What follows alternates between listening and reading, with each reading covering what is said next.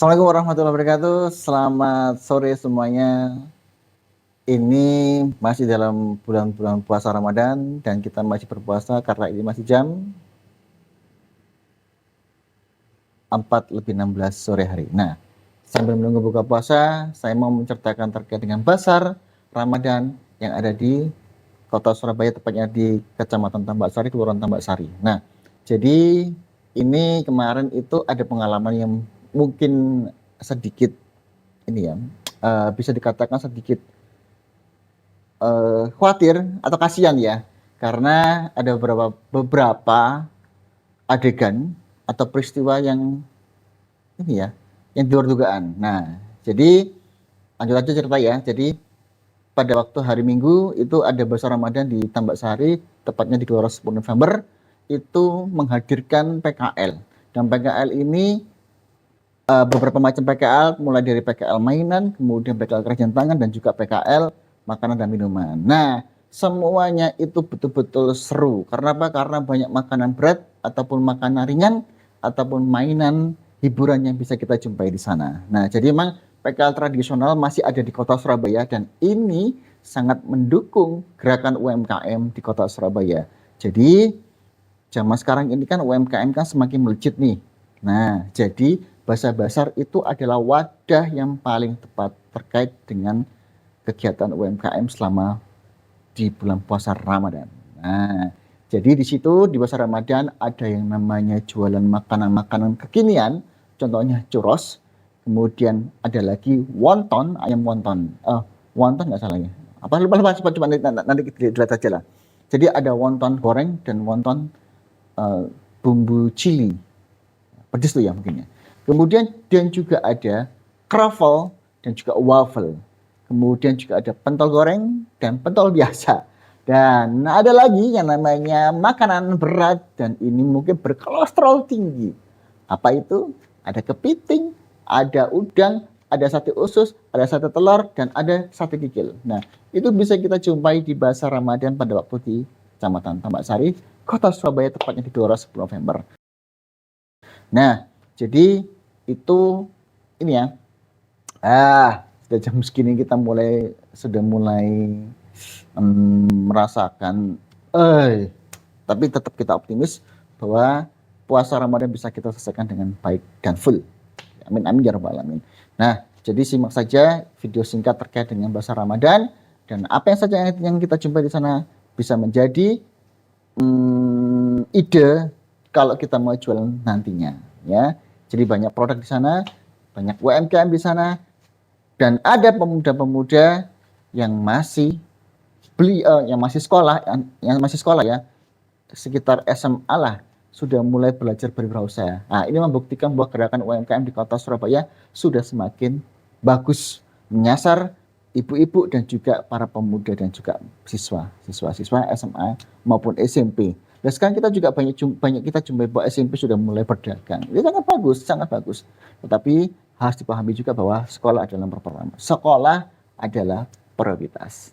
Belajar juga prioritas.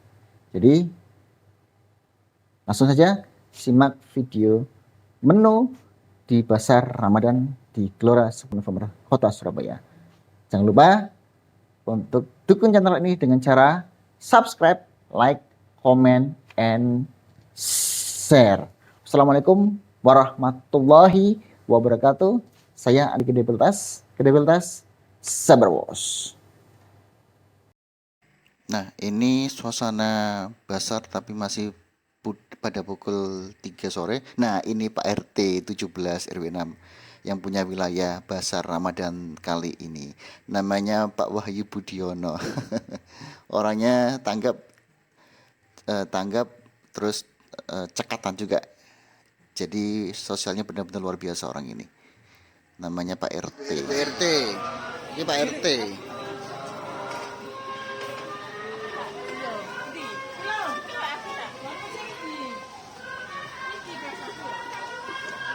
Ya Pak RT. Nah, ini sudah mulai menata-nata, ada pentol goreng, waffle, croffle.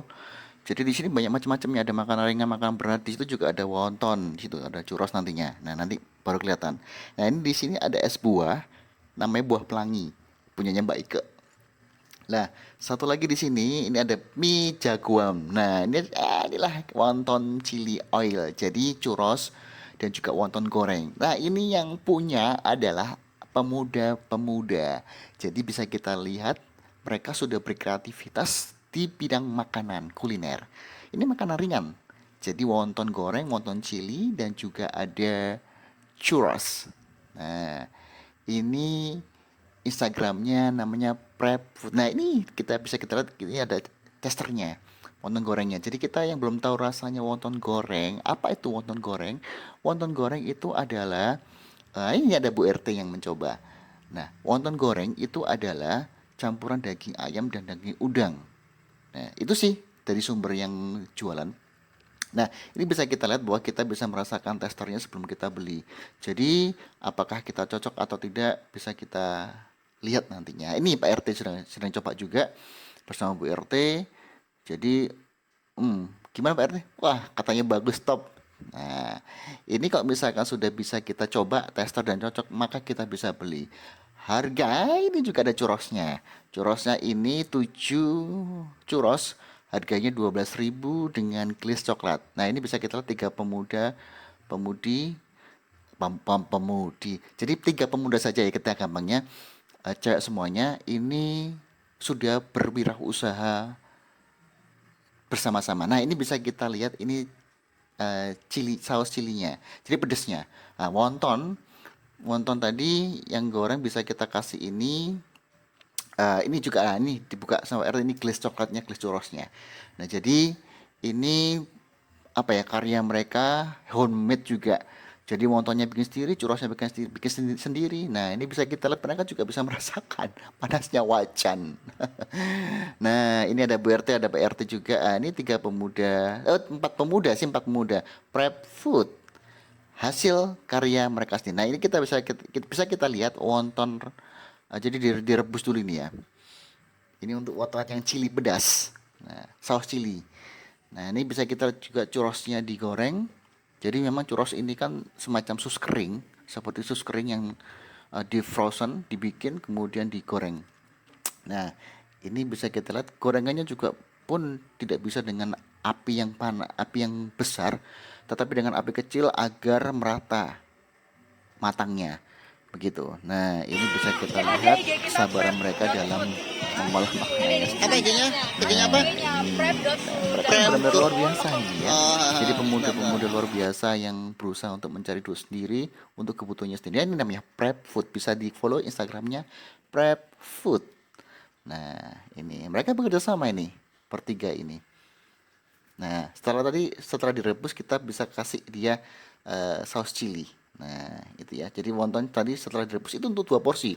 Kata PRT satu porsi banyak banget. Jadi satu porsi isinya 6 wonton, harganya 14.000.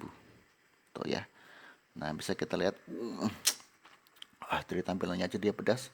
Oh, ini nih. Nah, iya 6 piece itu 14.000. Nah, kalau yang goreng 14 piece kalau nggak salah di tulisannya itu ya. Nah, tadi kita pesan semua tuh, kita pesan wonton goreng. Nah, itu juga ada pentol goreng. Nah, jadi di pasar itu benar-benar luar biasa dari ibu-ibu sampai pemudanya berkreasi dalam kuliner. Nah, ini. Nah, ini churrosnya sudah jadi digoreng kemudian kita kasih glaze coklat langsung. Nah, itu bisa kita coklatnya langsung ditaburkan, dioleskan ke churrosnya, di sendok. Nah, ini. Nah, ini mungkin saran saja sih ya. Nah, ini nih udah jadi. Mungkin saran bisa nanti coklatnya lebih yang encer gitu ya. Jangan makasih ya. enak gitu ya. Ya, Prep Food ya. Oh ya udah, makasih ya. Nah, ini kita sekarang berkunjung ke sebelahnya. Jadi ini adalah pentol goreng. Jadi ibu ini jualannya pentol goreng. Satu tusuk ada 4 pentol goreng. Harganya cuma 5.000 dapat 3 tusuk. Jadi 5.000 dapat 12 pentol goreng. Jadi adonannya ini benar-benar fresh. Ya, jadi bukan jadi ya, tapi ini digoreng dulu, kemudian baru ditiriskan. Nah, ini kita lihat ada waffle, ada pentol goreng, dan juga ada croffle. Nah, ini ini sementara masih dijuali yang pentol goreng dulu. Jadi digoreng, ditusuk, dalam satu tusuk ada 4 pentol goreng lagi. Ini bisa kita lihat jam 8 masih rame. Nah, ini sebelah tadi yang jual wonton dan churros. Ini, nah ini ibu nih. Ini adalah Bu Hermana. Ini sekarang kita bersama Pak RT lagi, Pak RT 17 yang punya wilayah, dan Mas Herman dan juga istrinya Mas Herman, Bu Herman namanya. Nah, ini bisa kita lihat bahwa pengunjung masih rame ya, masih rame. Ini belum keluar semua karena masih ini ya, masih pada buka puasa di rumah dulu mungkin ya, atau masih tarawih. Jadi masih belum blur semuanya. Nah, ini kita lihat ibunya masih sibuk menyiapkan pesanan kita. Jadi tadi kita pesan pentol goreng dan juga croffle. Nah, croffle dan waffle. Nah, ini. Nah, jadi pentol goreng itu harus dibolak-balik, karena kalau misalkan nggak dibolak-balik itu bisa kosong. Nah, ini kita lihat ibunya lagi mengambil adonan croffle, kemudian dimasukkan. Sebentar, masih belum dimasukkan. Nah, jadi croffle itu sudah ada adonannya yang disiapkan dari rumah. Tinggal pada saat di lokasi basar, ibunya langsung pakai penggorengan itu. Jadi di croffle itu sudah ada penggorengannya sendiri, bentuknya sendiri juga ada. Nah, ini sudah jadi pentol gorengnya Bu Herman. Nah, sekarang Pak Hermannya ini juga pesan, tapi pesannya croffle bukan pentol goreng. Nah, ini Pak RT pesan pentol goreng untuk anaknya. Nah, oke, bisa kita lihat tadi pentol ini dibungkus plastik dan dibawa pulang oleh Pak RT. Nah, ini kita lihat proses penggorengan dari croffle. Nah, jadi dibolak-balik croffle-nya. Nanti ini ya. Oh, ditutup lagi. Jadi penggorengannya harus dibolak-balik juga, meskipun ada tutup gorengnya itu ya. Nih, jadi ibunya nih hanya bekerja sendiri, menjual 3 produk, waffle, croffle, dan pentol goreng. Nah, bisa kita lihat croffle-nya sudah siap. Sekarang ditaburi oleh glaze, diberikan glaze-nya. Nah, ini tiramisu, kita minta tiramisu dan coklat, tapi coklatnya tidak ada, tinggal tiramisu. Nah, ini tiramisunya pun tidak keluar nih, kelihatannya beku di dalam tuh ya. Jadi memang glaze itu kalau misalkan kita biarkan dalam botol, lama-lama dia mengendap. Nah, jadi ini sampai dikocok-kocok tuh tidak keluar tuh. Nah, akhirnya dibuka sama ibunya, terpaksa. Nah, pakai sendok akhirnya. Nah, itu bisa kita langsung dioleskan di croffle-nya.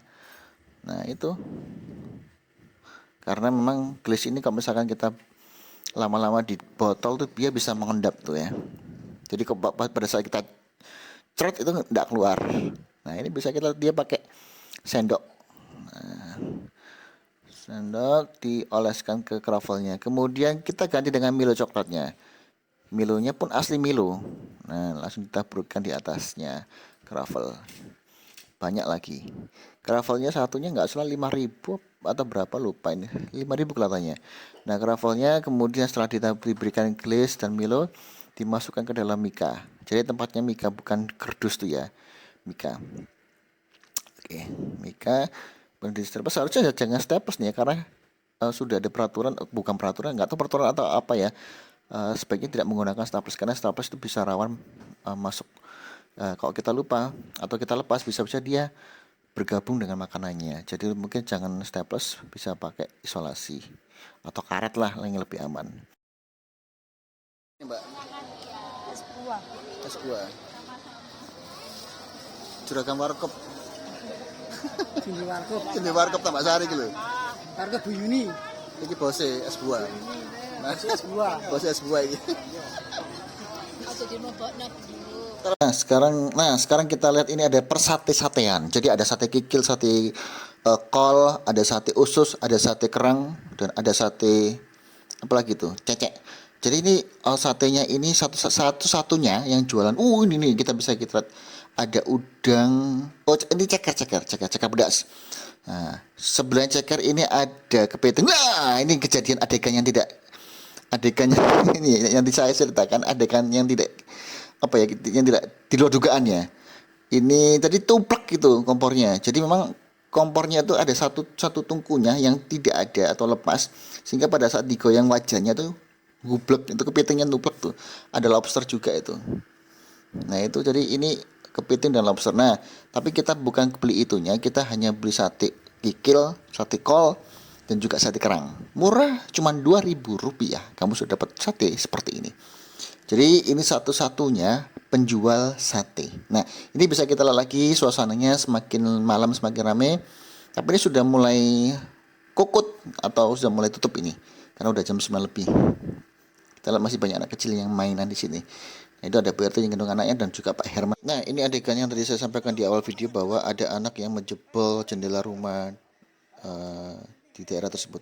Nah, ini sedang diwakil Pak, sedang Pak RT.